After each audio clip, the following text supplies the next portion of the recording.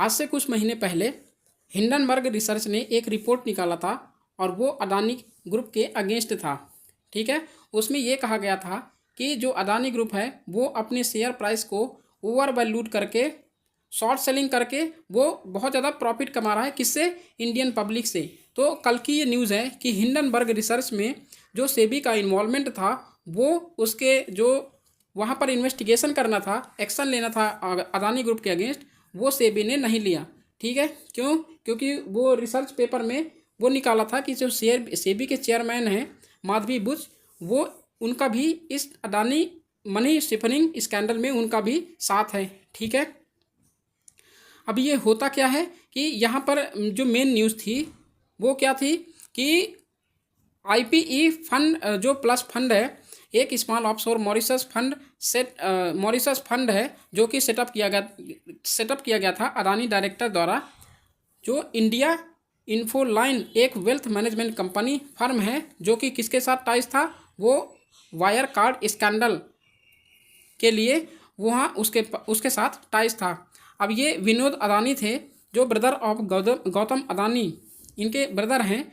ठीक है, विनोद अदानी, उन्होंने यूज़ किया इस स्ट्रक्चर को कि जैसे मान के चलिए कि एक कंपनी है, ठीक है, वहाँ पर उन्होंने एक ऑफिस खोल लिया। जैसे टैक्स हेवेंस की कंपनी है, यहाँ पर उन्होंने एक हेड ऑफिस ओपन किया।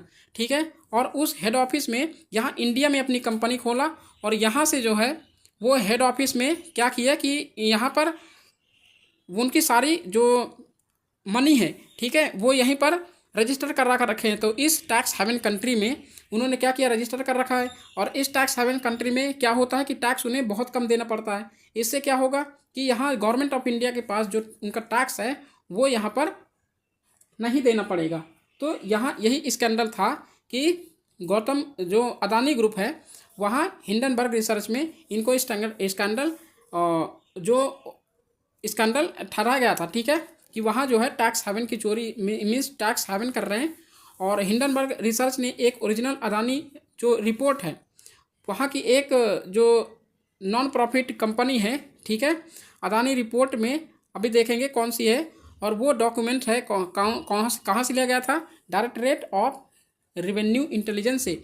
वो अलिजेड ये किया गया कि अदानी ग्रॉसली ओवर वैल्यूड करते हैं अपनी किसी इक्विपमेंट, जो उनकी पावर इक्विपमेंट है, जो मान लीजिए शेयर है, उनको ओवर वैल्यूड करते हैं। ठीक है, वहाँ उनकी जब शेयर का प्राइस हाई होता है तभी वो क्या करते हैं कि इसके थ्रू वो ऑफशोर सेल करते हैं, सेल एंटिटीज़ को शिफरिंग करते हैं और मनी लॉन्ड्रिंग के केस में वो इंडियन पब्लिक से क्या करते हैं?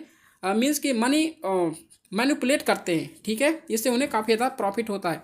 एक सब्सिक्वेंट इन्वेस्टिगेशन हुई, एक non profit project Adani watch, ये अदानी वॉच एक नॉन प्रॉफिट जो प्रोजेक्ट है वहाँ पर इन्वेस्टिगेट किया दिसंबर 2023 में। और ये शो किया कि वेब ऑफ जो ऑफशोर एंटिटीज़ हैं वो कंट्रोल करते हैं कौन? गौतम अदानी के ब्रदर विनोद अदानी। ठीक है, और वो फंड को रिसीव करते हैं काफ़ी ज़्यादा स्टेक में from alleged over invoicing of power equipment. जो उनकी पावर इक्विपमेंट की इन्वाइसिंग है वहाँ से वो जो मनी लॉन्ड्रिंग करते हैं।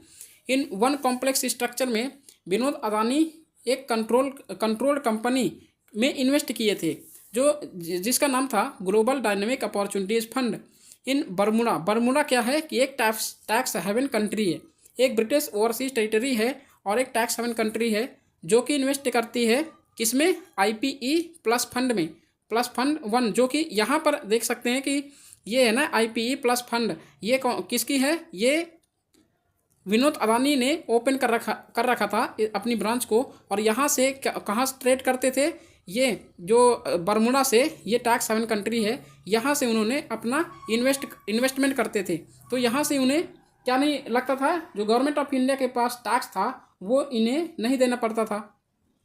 ठीक है, अब ये टैक्स हेवन की क्या प्रॉब्लम है इसे जान लेते हैं। टैक्स हेवन क्या होता है कि एक कंट्री होती है, ठीक है, या फिर कोई लोकेशन होती है जहाँ पर बहुत कम टैक्स देना पड़ता है। ओवरसीज इन्वेस्टर्स हैं उन्हें बहुत कम टैक्स देना पड़ता है इस कंट्री को। ठीक है, टैक्स हेवन कंट्री को। टैक्स हेवन कोई टिपिकल रेजिडेंसी नहीं होती है या फिर बिजनेस नहीं होता है। जो प्रेजेंस होता है इंडिविजुअल्स के लिए या बिजनेस के लिए form to benefit from their tax policies.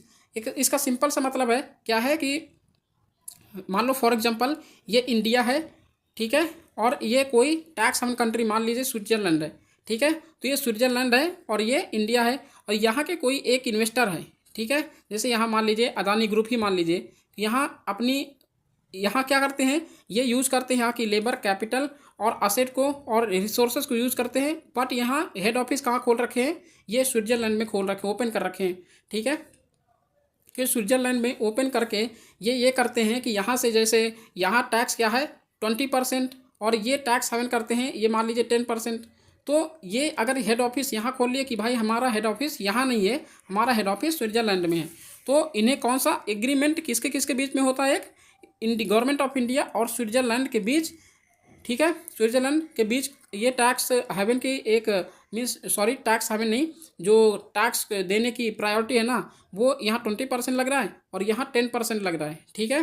तो इन दोनों के बीच, इंडिया और स्विट्जरलैंड के बीच क्या है, एक एग्रीमेंट है कि जो भी इन्वेस्टर होगा वो एक ही जगह टैक्स देगा, वो दोनों जगह टैक्स नहीं दे सकता।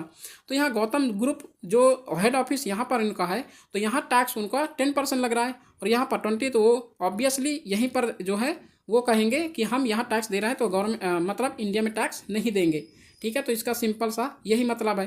तो यहाँ पर टैक्स हेवन की कंडीशन यहाँ बन जाती है। टैक्स हेवन कंट्रीज कौन कौन सी, जैसे कि यहाँ बहमास हो गया, बरमूडा हो गया, ब्रिटिश वर्जिन आइलैंड है, केमन आइलैंड है, हांगकॉन्ग, मॉरिशस, लिechtenstein, Monaco, Panama, Saint Kitts and Nevis, ये सब कंट्रीज हैं जो टैक्स हेवन कंट्रीज हैं, ठीक है। कैरेक्टरिस्टिक्स क्या होते हैं टैक्स हेवन की, मैंने आपको बताया कि यहाँ लिमिटेड अमाउंट ऑफ जो फाइनेंशियल डेटा है वो देती हैं फॉरेन टैक्स अथॉरिटीज़। मीन्स क्या है, इसका मतलब ये है जो टैक्स हेवन कंट्रीज़ हैं, वो मान लीजिए एक कंपनी है टैक्स हेवन कंट्री के अंदर ही एक कंपनी है, ठीक है, वो अपने होम जो टैक्स अथॉरिटीज़ है, पब्लिक अथॉरिटीज़ है, उसे बहुत लिमिटेड अमाउंट में क्या शो करती है, उसकी जो इन्वेस्टर है उसकी लिमिटेड अमाउंट में उसके जो रिसर्च पेपर हैं, मीन्स टैक्स जो वेल्थ पेपर हैं, वो बहुत लिमिटेड अमाउंट में दिखाती है उसे, ठीक है। और जैसे गवर्नमेंट ऑफ इंडिया है, उसने मांगा इस कंपनी से कि जो इन्वेस्टर है उसके सही पेपर्स निकालो, ठीक है, पेपर्स दो, तो वो उनके पास लिमिटेड रिसोर्सेस होते हैं कि वो दिखाते हैं। तो इसी का दूसरा फॉर्म होता है कि टैक्स हेवन करते हैं, ठीक है। Depositing money in a tax haven is legal as long as the depositor pays the taxes. Means क्या है कि उनके पास जो एक एज होती है, जो मीन्स कि लीगल होता है कि जब तक वो टैक्स देंगे, इन्वेस्टर जैसे जब तक टैक्स देंगे तब तक वो लीगल रहेगा, ठीक है, पे टैक्स करते रहेंगे होम जुरिसडिक्शन में, तब तक वो क्या करेंगे, सेफ रहेंगे, ठीक है। Tax haven may also be used illegally to hide money from tax authorities at home. तो ये इलीगली हाइड भी करे रहते हैं अपने होम अथॉरिटीज़ के अगेंस्ट, ठीक है। ये ऑफशोर टैक्स हेवन क्या है कि from view point of Indian offshore, ये मैंने आपको पहले एग्जांपल में बता दिया कि ये इंडियन है और ये स्विट्जरलैंड है, इसका केस दोनों का सेम है, मैंने अभी आपको बता दिया, तो इसकी ज़रूरत नहीं पड़ेगी। अब आते हैं सेबी जो इन्वॉल्वमेंट था यहाँ पर securities and exchange board of India का, किसमें, जो अदानी ग्रुप में जो एक्शन लेना था सेबी को, वो एक्शन नहीं लिया। उन्होंने क्या कर दिया कि वहीं पर अपना भी स्टेक वहाँ पर परचेज कर लिया, ठीक है। जो ये थी ना सेबी के चेयरमैन कौन है, ये हैं जो मधाबी बुच हैं। उन्होंने क्या किया कि स्कैंडल कर दिया, ठीक है, और जो अगेंस्ट लेना था, एक्शन लेना था किसके अगेंस्ट, अदानी ग्रुप के अगेंस्ट, वो उन्होंने एक्शन नहीं लिया। और उनके जो हस्बैंड है उनका भी जो सिक्योरिटी जो उनका शेयर है उस अदानी ग्रुप में भी उनका नाम क्या है कि साइन किया गया है, मतलब कि जो हिंडनबर्ग रिसर्च ने है वो रिपोर्ट किया है उनका भी नाम, ठीक है। तो सेबी के बारे में देख लेते हैं हम अपनी यूपीएससी कंटेक्स्ट में कि यहाँ पर क्या इंपॉर्टेंट है। हमारा सेबी अल्टीमेट क्या है, हम अपने यूपीएससी पर्सपेक्टिव से देख रहे हैं, ओके। तो securities and exchange board of India क्या है कि ये 1988 में जो सेटअप हुई, ठीक है, और 1998 में सेटअप हुई। उसके बाद जो है यहाँ पर एक एक्ट बना 1992 का, तो सेबी इसी एक्ट के तहत बनाई गई थी, ठीक है। ये प्ले करती है क्रूशियल रोल इंश्योर करने के लिए transparency, efficiency and fairness in functioning of the securities market. जो सिक्योरिटीज मार्केट है वो काफ़ी एफिशिएंट तरीके से ट्रांसपेरेंसी और फेयरनेस के तौर पर यहाँ वर्क करती है। इट्स ऑब्जेक्टिव्स और फंक्शंस एम्ड क्या होते हैं इसके ऑब्जेक्टिव्स और फंक्शंस के, कि फोस्टर करना है इन्वेस्टर प्रोटेक्शन को, इन्वेस्टर को प्रोटेक्ट करना है, maintain market integrity and promoting and the development of the securities market in India. History क्या रही है कि 1998 में इसको इस्टेब्लिश किया गया as a non statutory body. Non statutory body का मतलब क्या है कि उसे एक्ट के द्वारा पास नहीं किया गया, उसे ऐसे ही इस्टेब्लिश कर दिया गया है, ठीक है, रेगुलेट करने के लिए सिक्योरिटीज मार्केट को। और before establishment securities market was regulated by, जैसे मीन्स कि सेबी के इस्टेब्लिशमेंट से पहले सिक्योरिटीज मार्केट को कुछ गवर्नमेंट इंस्टीट्यूशंस उसे रेगुलेट कर रहे थे, ठीक है, और जब उनको वो इनएफिशिएंटली और इनकन्सिस्टेंसी तरीके से इसे रेगुलेट कर रहे थे, तब गवर्नमेंट ऑफ इंडिया को लगा कि हमें सेबी को एक स्टैट्यूटरी बॉडी बना देना चाहिए, ठीक है। तो 1992 में गवर्नमेंट ऑफ इंडिया ने एक सेबी एक्ट पास किया, जो सेबी को क्या बना दिया, स्टैट्यूटरी पावर दे दी गई, ठीक है, और इस्टेब्लिश किया गया एक regulatory authority for the Indian securities market के लिए। Okay,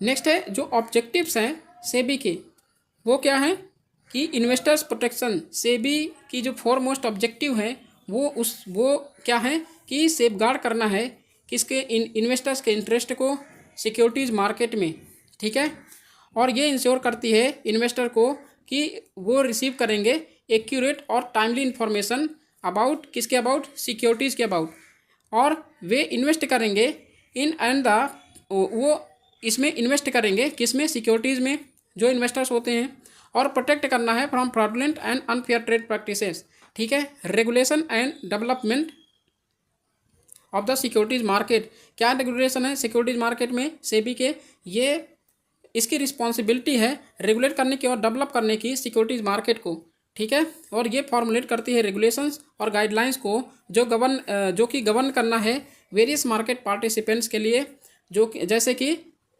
stock exchange, brokers and listed companies to promote for transparency and transparent practices, ठीक है, फेयर एंड ट्रांसपेरेंट प्रैक्टिस किया जा सके। Prevention of insider trading, insider trading के prevention के लिए सेबी वर्क करती है toward preventing insider trading. Insider trading क्या है, एक प्रैक्टिस है जहां इंडिविजुअल्स को एक्सेस दिया जाता है to non public information, use it to the gain and unfair advantage in trading, ठीक है, ट्रेडिंग को एक अनफेयर एडवांटेज जो होता है उसे गेन करने के लिए इसे प्रिवेंट करना है, ठीक है। सेबीज के जो रेगुलेशंस हैं वो इंसाइडर ट्रेडिंग के लिए है, जिसका एम है मेंटेन करने के लिए एक level playing field for all market participant, कि वहाँ पर कंपटीशन बना रहे। प्रमोशन करना है फेयर प्रैक्टिस और कोड ऑफ कंडक्ट, जो सेबी प्रमोट करती है फेयर प्रैक्टिस और एक हाई स्टैंडर्ड को इंटीग्रिटी, हाई स्टैंडर्ड को प्रमोट करती है जो कि एक इंटीग्रिटी हो इन द सिक्योरिटीज मार्केट में, और इन्फोर्स करती है code of conduct all market participants के लिए, जिसे फोस्टर करना है इन्वायरमेंट को जहां मार्केट एक्टिविटीज़ को कंडक्ट किया जा सके एथिकली और ट्रांसपेरेंटली, ठीक है। प्रोहिबिट करना है फ्रॉडुलेंट और अनफेयर ट्रेड प्रैक्टिसेस को, जैसे कि सेबी को एम्पावर किया गया है एक्ट करने के लिए किसके अगेंस्ट, फ्रॉडुलेंट और अनफेयर ट्रेड प्रैक्टिसेस के लिए सिक्योरिटीज मार्केट में। तो ये as it is same point है, ठीक है, क्योंकि वो सिक्योरिटीज मार्केट रेगुलेट करना है तो इसके गाइडलाइंस है, सेबी जो भी चीज़ उसमें मेंशन कर रखी है वहाँ इसे क्या क्या फंक्शंस हैं, इसके ऑब्जेक्टिव्स क्या हैं, यहीं पर मेंशन है, ठीक है। और इसके जो इन्वेस्टिगेशन है वो लेती है करेक्टली मेजर्स लेती है मेंटेन करने के लिए मार्केट इंटीग्रिटी, और प्रोटेक्ट करती है इन्वेस्टर को फ्रॉम मार्केट में, ठीक है। फंक्शंस क्या है सेबी के जो प्रोटेक्टिव फंक्शन, जैसे कि सेबी के प्रोटेक्टिव फंक्शन क्या है कि ये इन्वॉल्व होती है सेफगार्ड करने में किसके, इन्वेस्टर्स के इंटरेस्ट को सेफगार्ड करने में इन्वॉल्व होती है, ठीक है, और अदर फाइनेंशियल पार्टिसिपेंट्स के लिए भी। और ये इंक्लूड करती है प्रोहिबिट इंसाइडर, जैसे हमने पढ़ा कि प्रिवेंशन इंसाइडर ट्रेडिंग को प्रिवेंट करती है, प्रोहिबिट करती है, क्योंकि वहाँ पर अनफेयर प्रैक्टिसेस होगी, ठीक है। चेकिंग प्राइस रिगिंग को, क्योंकि प्राइस है जो वहाँ पर मार्केट जो कंपटीशन है वो बना रहा है, कोई प्राइस इंक्रीज तो नहीं कर रहा, कोई प्राइस ज़्यादा डाउन तो नहीं कर रहा, ठीक है, शॉर्ट सेलिंग तो नहीं कर रहा। Promoting fair practices and providing financial education to investors, ठीक है। रेगुलेटरी फंक्शन क्या है कि जो सेबी है उसका वो इन्वॉल्व होगी इस्टेब्लिश करने में रूल्स और रेगुलेशंस को फॉर फाइनेंशियल इंटरमीडिएटरीज और corporate to ensure the efficient functioning of the market. ये इसे इंक्लूड करना है, ये इंक्लूड करती है डिफाइनिंग रूल्स और रेगुलेशंस को, रेगुलेट करती है process of taking over a company, conducting inquiries and audits of stock exchanges and regulating the working of stock brokers and merchant brokers, ठीक है। डेवलपमेंटल फंक्शन क्या है कि एक फंक्शन इन्वॉल्व करती है जो मेजर्स को लिए जाएंगे मेजर्स को लिए जाएंगे इन्वेस्टर को एजुकेट करने के लिए, ठीक है। अबाउट किसके, अबाउट ट्रेडिंग और मार्केट फंक्शंस, ये इसके क्या है फंक्शंस हैं। नेक्स्ट देखते हैं जो स्ट्रक्चर क्या है सेबी का। सेबी में 20 डिपार्टमेंट होती है जो कि वो एक हायरार्चिकल फॉर्म में होती है, ठीक है। हायरार्की की चेयरमैन सबसे ऊपर रहेगा, उसके नीचे मेंबर रहेंगे, तो ये सब चीज़ें इसमें सेबी के स्ट्रक्चर है। इसमें क्या क्या है, जो गवर्नमेंट ऑफ इंडिया है वो चेयरमैन को नॉमिनेट करती है, चेयरमैन, और याद रखिएगा जो 5 मेंबर्स हैं वो government of India, union government of India nominate करती है, ठीक है, चेयरमैन प्लस 5 मेंबर्स। और यूनियन फाइनेंस मिनिस्टर के जो 2 मेंबर्स होते हैं वो भी इसमें रहते हैं, और 1 मेंबर होता है रिजर्व बैंक ऑफ इंडिया का, तो ये चीज़ याद रखिएगा, ठीक है। पावर क्या है, पावर सेबी के क्वाजा जुडिशियल, क्वाजा एग्जीक्यूटिव और क्वाजा लेजिस्लेटिव। क्वाजा जुडिशियल क्या होता है कि जुडिशियल फंक्शन जैसे सिविल केसेस हो गए, ठीक है, कि वहाँ पर अनएथिकल और फ्रॉडुलेंट एक्टिविटीज़ तो नहीं हो रही, उसके जजमेंट को सुनाना है सेबी को। क्वाजा एग्जीक्यूटिव क्या है कि जो भी वायलेट करेगा उसे पनिशमेंट भी देना है, ठीक है, वो इम्प्लीमेंट करना है रेगुलेशंस और टेक लीगल एक्शन। किसके अगेंस्ट लीगल एक्शन लेती है, जो वायलेटर्स होते हैं, जो भी वायलेट करेगा सेबी के रूल्स या रेगुलेशंस को।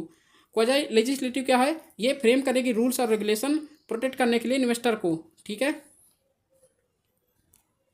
तो ये यहाँ पर पावर दी हुई वही चीज़ है, Khawaja judicial, Khawaja executive and Khawaja legislative, ठीक है। और हमारा जो रोल है सेबी का, क्या रोल है, मेन रोल्स सेबी का क्या है, to protect the investors interest in the securities market, to regulate the securities market of India and to promote securities market, ठीक है, ये चीज़ है। और यहाँ पर जो गाइडलाइंस है सेबी के रेगुलेशंस और म्यूचुअल फंड के लिए क्या है कि जो म्यूचुअल फंड क्या होते हैं, एक असेट मैनेजमेंट कंपनीज होती हैं, ठीक है, जो रजिस्टर्ड होती हैं, किसके साथ रजिस्टर्ड होती हैं, सेबी के अप्रूवल के लिए। जब सेबी अप्रूवल कर देगा तो असेट मैनेजमेंट ये कंपनीज हैं वो म्यूचुअल फंड कंपनीज मानी जाएंगी, ठीक है। विदाउट इसके अप्रूवल के म्यूचुअल फंड कंपनी यहाँ रेगुलेट नहीं कर सकती है, ठीक है। और जो यहाँ पर देख सकते हैं कि मनी मार्केट इंस्ट्रूमेंट होते हैं वो किसके साथ है, जो क्लियरेंस लेते हैं, किससे क्लियरेंस लेते हैं, वो रिजर्व बैंक ऑफ इंडिया से। तब यहाँ सिक्योरिटीज मार्केट में वो रजिस्टर कर पाएंगे, किसके हेल्प से, सेबी के हेल्प से, ठीक है। तो यहाँ पर ये चीज़ याद रखिएगा।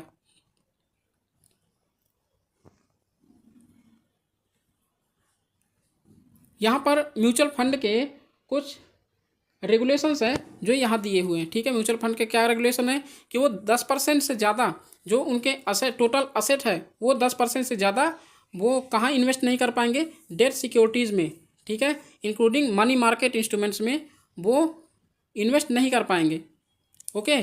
और ये इन्वेस्टमेंट लिमिट होंगे जो एक्सटेंड कर सकते हैं 12% prior approval of the board of trustees and board of directors. जो बोर्ड ऑफ डायरेक्टर्स और बोर्ड ऑफ ट्रस्टीज है किसके, असेट मैनेजमेंट कंपनी के, उनके हेल्प से, उनके अप्रूवल, प्रायर अप्रूवल से क्या कर सकते हैं, 12% तक, अपनी 12% तक स्टेक बढ़ा सकते हैं कि इतना ज़्यादा वो इन्वेस्ट कर सकते हैं, ठीक है। म्यूचुअल फंड जो कंपनीज है वो डेट सिक्योरिटीज़ में, ठीक है।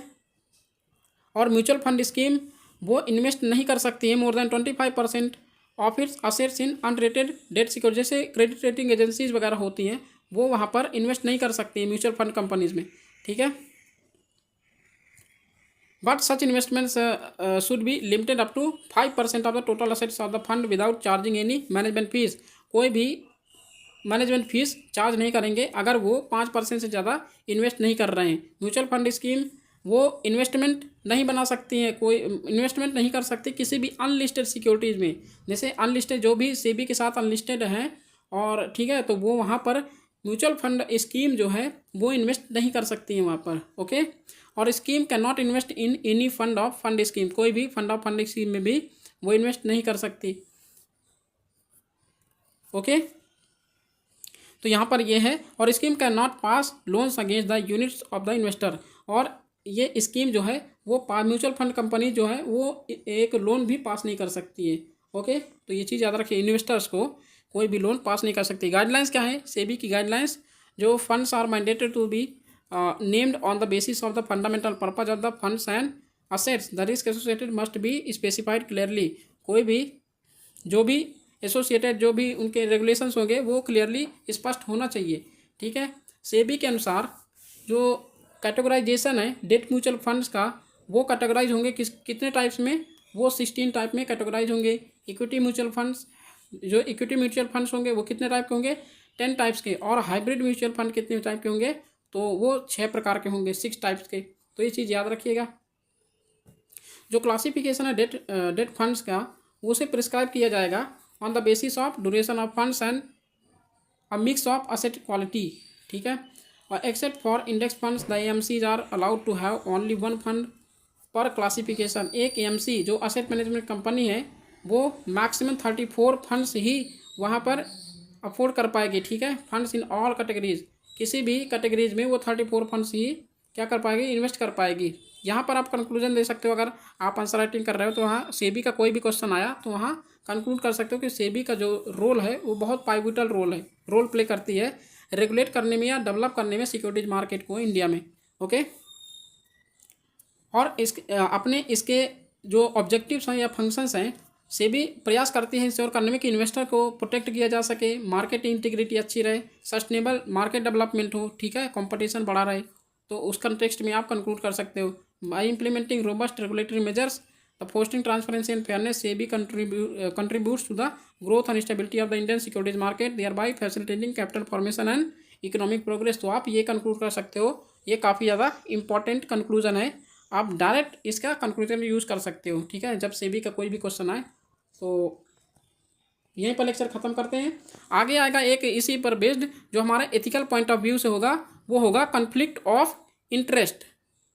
कॉन्फ्लिक्ट ऑफ इंटरेस्ट क्या होता है कि public asset for private gain, ठीक है। तो ये आएगा एथिक्स, जो हमारा एथिक्स का लेक्चर होगा ना वो आएगा इसी बेस पर, जो हिंडनबर्ग रिसर्च ने बोला कि सेबी का जो कॉन्फ्लिक्ट ऑफ इंटरेस्ट है, जब वहाँ सेबी के चेयरमैन हैं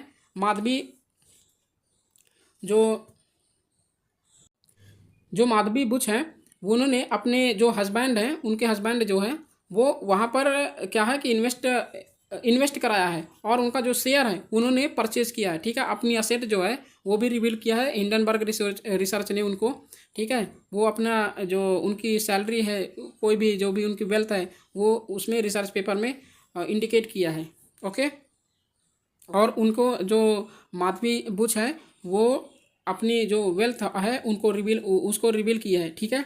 बट उनका कॉन्फ्लिक्ट ऑफ इंटरेस्ट क्या है, वो एक गवर्नमेंट ऑफ इंडिया के पोजीशन में, गवर्नमेंट ऑफ इंडिया के अंडर जो वर्क है, सेबी के चेयरमैन हैं वो बैठे हैं, बट वो प्राइवेटली वर्क कर रहे हैं पर्सनल इंटरेस्ट के लिए, ठीक है। अपने हस्बैंड को वहाँ का स्टेक जो है वो एक प्राइवेट कंपनी से क्या कर रही हैं, स्टेक दिलवा रही हैं, ठीक है। तो इस पर आएगा हमारा, जो कि बहुत इंटरेस्टिंग टॉपिक होगा, वहाँ पर हम समझेंगे क्या होता कॉन्फ्लिक्ट ऑफ इंटरेस्ट और क्यों ज़रूरी है इस चीज़ को। जो विसल ब्लोअर प्रोटेक्शन एक्ट है वो भी उसमें इन्वॉल्वमेंट है, तो उस चीज़ को भी देखेंगे। तो ठीक है, यहीं पर अपना लेक्चर ख़त्म करते हैं। Thank you for watching, have a good day.